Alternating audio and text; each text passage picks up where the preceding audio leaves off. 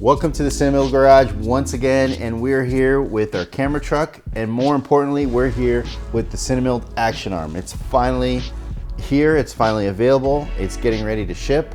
So one of the things that I started to explore is we needed an additional vibration isolator at the end of our arm. This is something that is frequently used, a wire isolator. And so we set out to develop one, and this is it. We got this beautiful road case.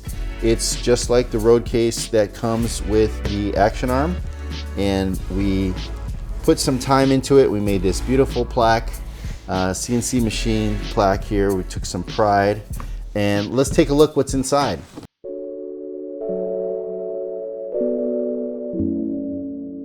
All right, so really excited to finally get this finished and get ready to ship these out to you guys.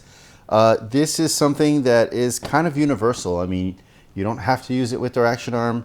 You can put it on a black arm. You can put it on any number of different arms out there. You can also just use the Mitchell mount and put it on the end of a dolly.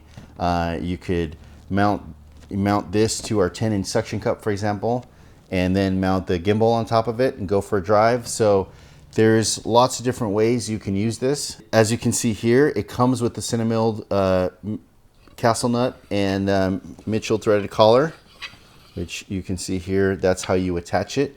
But underneath of it, there is also a series of 1/4-20 and 3/8-16 threaded holes that and through holes that you can use to mount any number of different dovetails, attachments, you name it. So you can do all sorts of different things if you want to attach this to something else, including possibly mount this directly to a piece of speed rail. I mean, it gives you lots of options. I would recommend though picking up one of our Cinemilled Mitchell wrenches, just because that's kind of the whole point of the Mitchell mount, is that the castle nut is that you can apply a much greater amount of torque onto the nut and get a really secure attachment. And so that's something you definitely want when you're going to be in a stunt vehicle, maybe taking corners, going really fast, and the last thing you want is for this to get loose. So I highly recommend picking up a Mitchell wrench. And so moving down here, you see here the spring packs. And so it'll come just like you see it. We will be making many different spring packs available. Basically how they work is there's different gauges of springs. And by gauge, I mean the thickness of the spring. And so you can vary the size of the thickness of the gauge of the wire, or you can vary the amount of loops. So here you see a spring pack where all we did, it's a very soft spring pack. All we did here is we did 2 loops. On this one, you see here, it's 8 loops really, it's 4 per side. So this is a much stiffer spring pack. Here you see a very soft spring pack. This is a very, very small diameter wire. And so this just goes to show how much adjustability you have. We have even experimented with a much thicker gauge wire. So this would be for extremely heavy applications, such as like real cinema remote heads that have like cinema cameras on them. You're talking like 100 pounds or something of total payload weight. So this is the thicker of the gauge of the wire. And then we have even experimented with a very wide loops. So as you can see here, the extremely wide loops give you a lot of suspension travel, if you want to call it that. It gives you a lot of movement.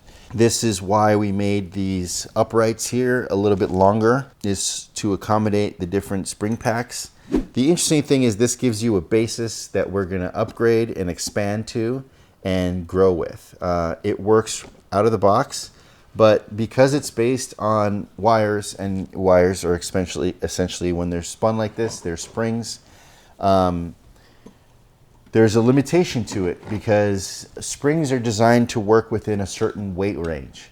And so the limitation is there's a sweet spot for where it can work, and you can maybe adjust a little bit up or down, but pretty soon you're going to be out of that sweet spot, which means you're going to have to be changing springs a lot. So basically we got here the two spring plates, and you can see how they compress, and that's how you get your isolation. So on the bottom here we have our hex cheese plate, our mounting plate.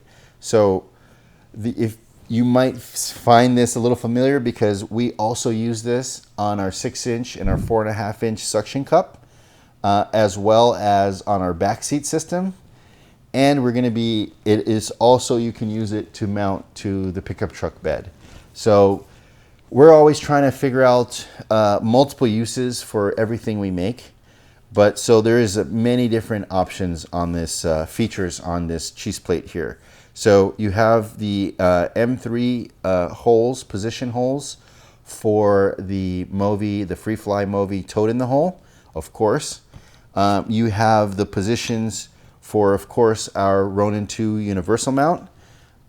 You have positions for pretty much every mount that we make. So that's Ronin 1, Ronin M, Tilta, the Movi mount that I talked about already, and then our universal Movi mount, and then of course the Ronin mount, and many other mounts in the future. Because this is based on 1-inch on center spacing, which is sort of the industry grip standard, so holes are 1 inch apart, 2 inches apart, and so on and so forth. You can really adapt so many different things to this. So it's a great design. And then there's these safety strap loops that if you want to connect a safety strap, just for that extra level of safety, you can do that as well. And if you're not using the wire isolator, you can pop this off, and maybe you buy the suction cup and you can use that on there. You can use it for lots of different other purposes. You can even use this plate for fixed camera car rigging. So anyways, that's the bottom cheese plate. Here's our Ronin 2 plate, and I'm gonna mount it up here, and you just line it up with the holes. You just line it up. There you go. And just like that, you're ready to shoot with the Ronin 2 using the Cinemilled universal mount. The ISO mount is ready to use. At this point, all you really need to do is take the castle nut off. Let's spin that off real quick. And just pop it into the arm.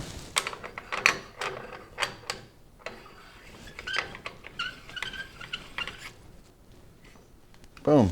And grab your Cinemilled Mitchell wrench and give it a nice tighten.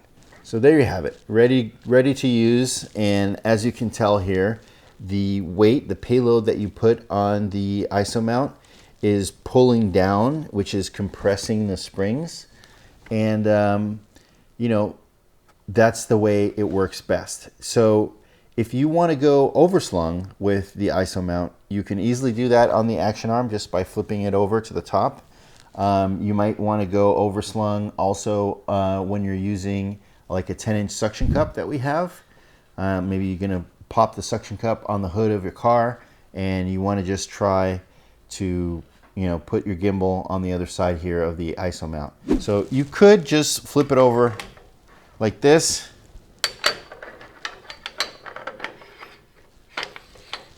And then what's going to happen is when the weight pushes down on the ISO mount, it's going to be stretching out the springs.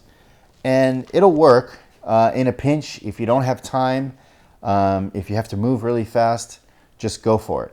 It's going to help. It's going to help isolate the same way, although it works much better in compression. So we do have another option. You can reconfigure the Cinemilled ISO mount, and we're going to do that right now. And that way, even when you're overslinging it, you can have the springs in compression. So the first thing you're going to want to do here is remove the Cinemilled, whatever mount you have on there. In this case, we have the Ronin 2 mount.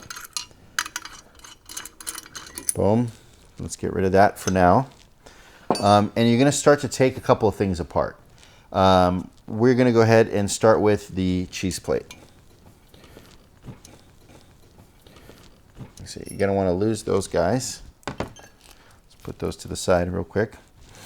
All right, the next thing you want to do is you want to remove the bolts that hold the risers. So let's go ahead and do that. All right, so now the whole spring assembly, the two spring plates come off, and you're left with the main mounting point for the Mitchell. So we're going to flip that over, and actually let's leave that assembled for now because I'm going to show you another option. All right, so at this point now we want to take these other risers out. Let's spin those off.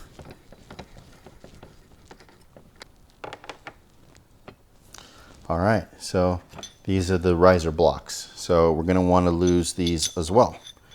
So there you have it. Okay, option number one is you can leave the risers on, bolt that to there. Well, let me just flip this over. Leave the risers on and bolt that together like this. What's going to happen then is you're going to gain a bunch of height. Now that might be exactly what you want. This is why I'm showing this to you. If you still want more height, then you take the riser blocks and you put those right there, and then you bolt your cheese plate to the top of that. So right now, when you push down on this, the springs are going to compress. So you're overslung and you're compressing the springs, which is what we wanted. The downside is you've gained a lot of height, right? It doesn't need to be like that. You can tune that. You can change that. It's very modular.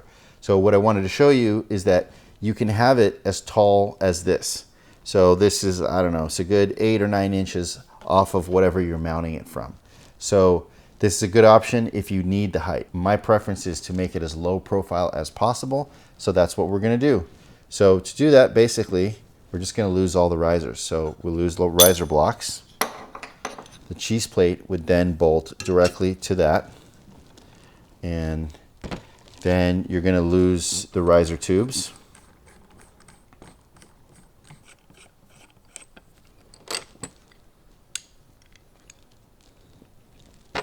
All right. So now what you do is you're going to be bolting the Mitchell base, Mitchell collar plate directly to the spring pack, just like that. So the only thing is they're both through holes. So what we're going to have to do is we're going to have to use these nylock nuts that we're going to include with the ISO mount. So you take one of the nylock nuts and you're going to set that up right there. So there you go. So you can see how much lower we already are. All right, and then essentially you're going to do the same thing with your cheese plate. So you're going to take the longer version of these countersunk bolts, which we are going to include with the kit, of course, so that you'll be able to do this. And boom, that drops right there. You take the same countersunk nuts that we're going to include, not countersunk, sorry, the same nylock nuts that we're going to include, and you're going to come from the bottom, grab your wrench and tighten it up. Once you're all done, you take your universal mount that on there. Now there you go. So now you have a very low stack height and the springs are under compression. The cool thing about it is that you can actually choose your height, and you can oversling the ISO mount, you can undersling the ISO mount, you can use it under compression or you can use it under extension. You know, your mileage may vary. It's up to you to test your setup and see what works best. All right, guys, so there you have it. This is the Cinemilled ISO-Mount. I hope you got a good overview of the different ways you can configure it, the different ways you can use it, some of the future upgrade paths, some of the future accessories we're going to have with the different spring packs, some of the tools you might want to buy in addition to the ISO mount, like the Mitchell wrench, and then of course whatever gimbal mount that you are using. It's important to note that even in the overslung mode, it can drop right in, and you know, you just start grabbing your different accessories, throw them in the AKS pouch, take all the risers that you're not using and put them in the AKS area. Here we go, here's the other risers. And if you have different spring packs, you put them in there and you're ready to travel. If you have any further questions, as usual, put them in the comments below. I'm very good at replying and answering all your questions. We have a great Cinemilled Facebook group. We also have a cinema, camera car, and vehicle rigging group on Facebook that is extremely active. Over 7,000 members. That is very helpful if you want to, show off what you're putting together and you need some help, or if you just want to share and help somebody else. All right, guys, I'm excited to get these out to you, and I'll see you in the next one.